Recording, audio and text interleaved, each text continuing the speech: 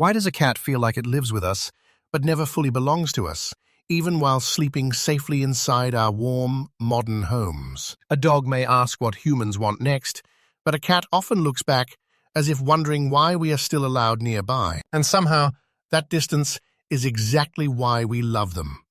Because every soft purr still feels like permission from something wild. Tonight, a cat sleeps on a sofa like it owns the house, with food, warmth, and a human opening doors for it. But watch closely. Even asleep, its ears move, its paws twitch, and its relaxed body never fully surrenders to safety. There is something ancient inside that small animal, something older than apartments, pet bowls, warm blankets, and our comfortable modern routines. A cat can sit beside you for hours, then stare into a dark corner as if it remembers a world you cannot see. So here is the strange question. Did humans truly domesticate cats, or did cats simply walk into human life and decide to stay? To understand this, we cannot begin with golden statues, sacred paintings, or Egypt alone, because the quieter story may be older. We must go further back, before cities, before writing, before kings, and before a house was fully a house. We have to reach the moment humans accidentally created a new world full of stored food, warm shelters, hidden rodents, and waiting shadows. Because the story of cats is not mainly about capture and training. It may be about an animal noticing a human mistake. For most of human history, people had bigger worries. Cold, hunger, predators, fire, children, wounds, storms, and long darkness. But when some humans began farming and storing grain, a boring pile of seeds became a mountain of food for mice. And to a wildcat, a village full of mice was not a village at all. It was a hunting ground, waiting in darkness. Imagine you are one of the first farmers, standing in dust, hoping the seeds you saved can outlast hunger. Farming did not mean comfort yet. It meant bending under sun, carrying water, watching clouds, and fearing one failed season. For hunter-gatherers, food moved through the land. Animals migrated, plants ripened, and people followed seasons across changing paths. But farming changed the rhythm, because suddenly food could be gathered, dried, protected, and kept in one human-made place. A basket of grain, a clay jar, a storage pit, a hut with seeds inside. These were survival plans. To a human, this was security. To a rodent, it was an invitation written in smell, warmth, darkness, and food. Tiny teeth could turn months of work into dust, one hidden bite at a time, while tired humans slept nearby. And this was not merely annoying. Stored food could decide whether children, elders, and the whole small group survived the dry season. So, humans tried to protect what they had made, sealing baskets, repairing walls, sweeping floors, and listening nervously after sunset. But rodents are patient. They live in cracks, travel under silence, and can turn careful human planning into emptiness. Then, one night, something else appeared near the storage hut. Not a dog, not a goat, but a silent wild hunter. Low body, silent feet, bright eyes, ears catching every tiny scratch in the dark. The wildcat had found the village. It did not come because it loved humans.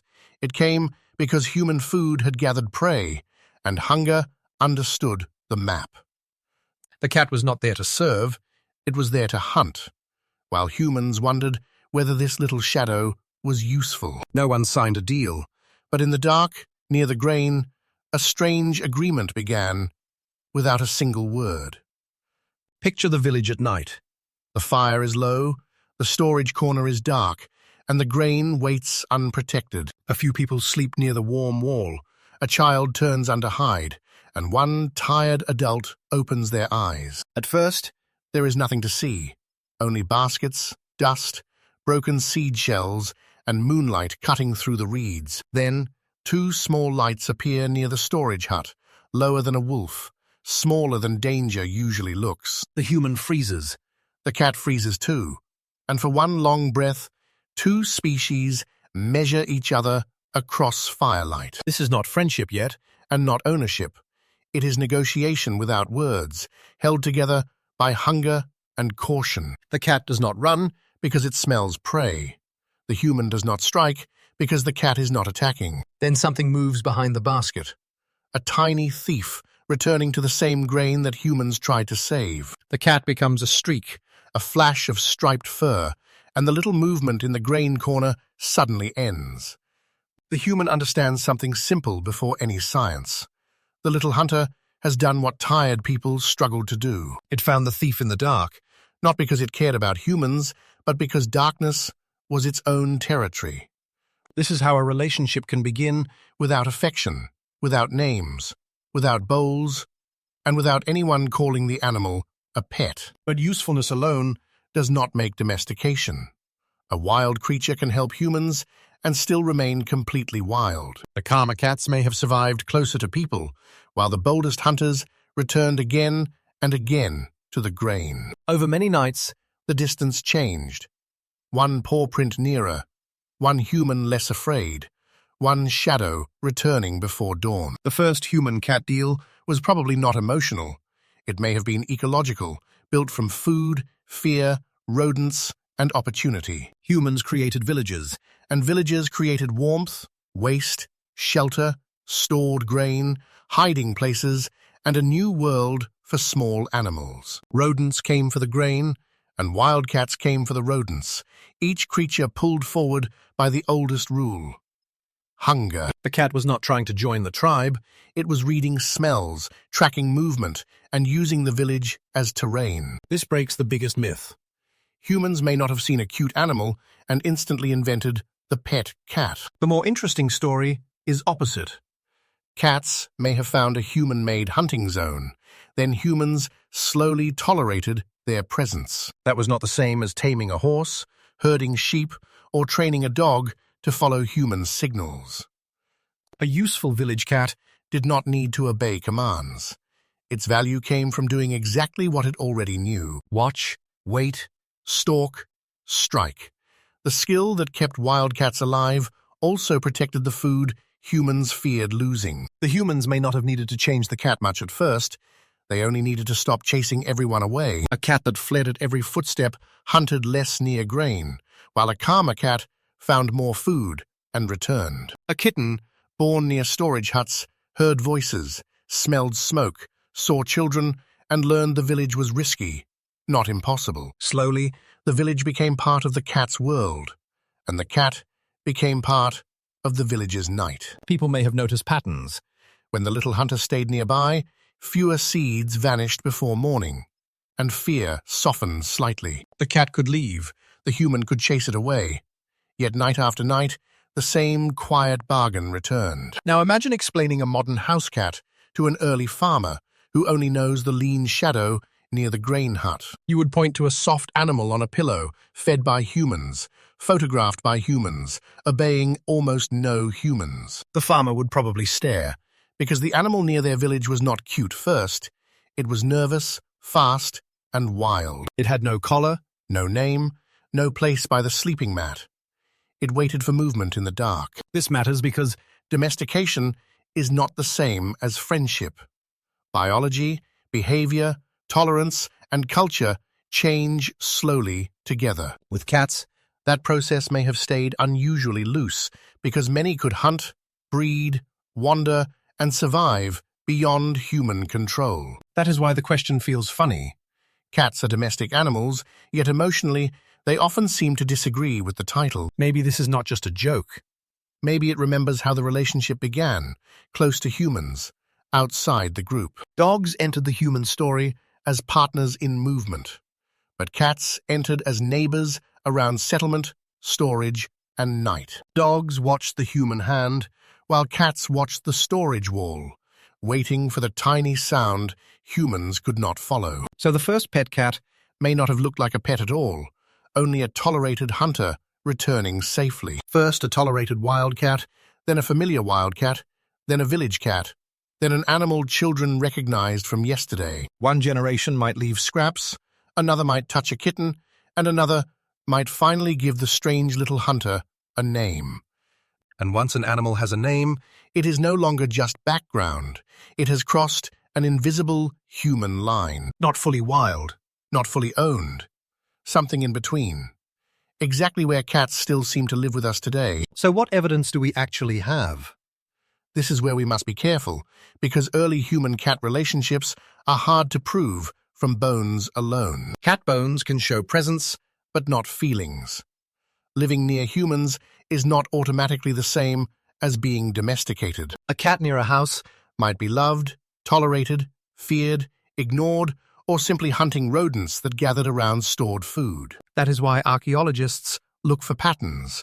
Burials, island transport, settlement layers, diet clues, ancient DNA, and repeated closeness to humans. One famous clue comes from Cyprus, where a cat was buried near a human about 9,500 years ago. Since Cyprus had no native wildcats, The animal's presence suggests humans moved it there, but the meaning still needs caution. It tells us something important happened between humans and cats, but it does not prove a modern house-pet relationship. Another clue comes from farming settlements, where grain, rodents, and small cats create the practical setting for mutual benefit. Evidence from an ancient Chinese farming village has been discussed this way, though species identity and domestication meaning remain debated. Then, ancient DNA adds another layer, showing that cat history was not one village, one date, or one simple invention. Some studies highlight roles for Near Eastern farming worlds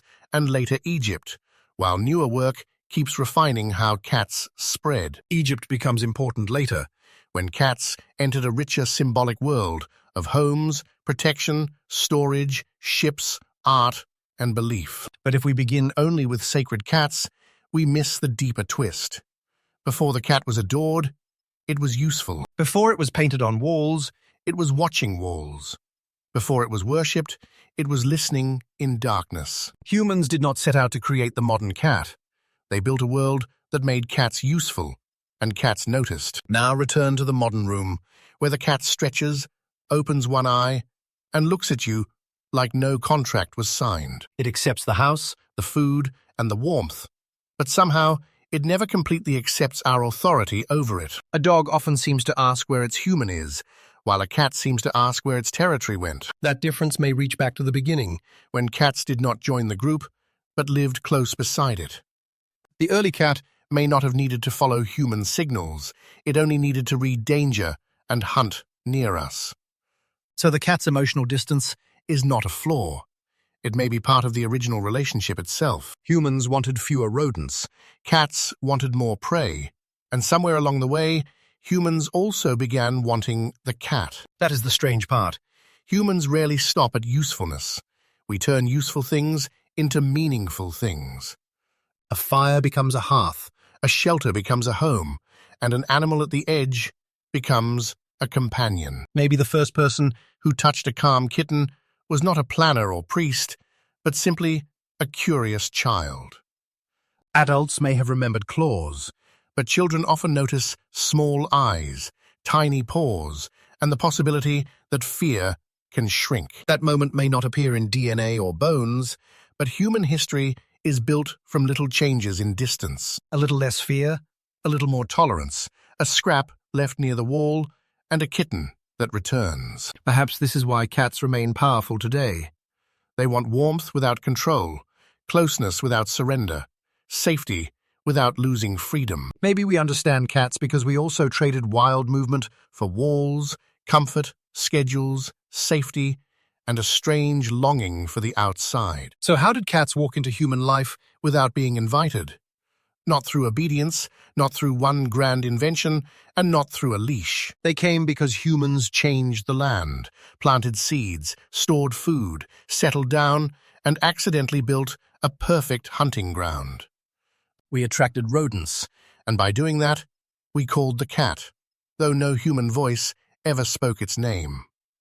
The cat came for the mouse.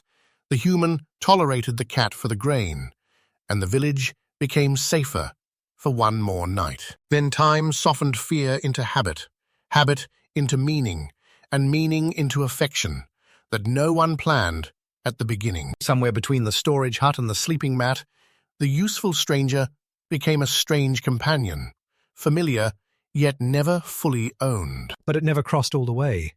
The cat kept the silence, the night vision, and the private world behind its eyes. And humans accepted that.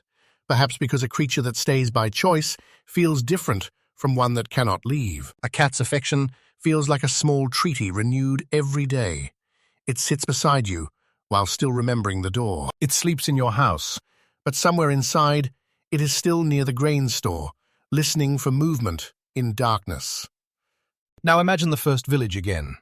Night cold, people inside firelight, grain stored carefully, and a child leaning against sleep. Somewhere in the wall, a rodent moves. Then the small striped hunter appears where fire becomes shadow. It does not enter the circle, not yet. It sits at the edge, eyes reflecting flames, while humans quietly watch. No one owns anyone in that moment.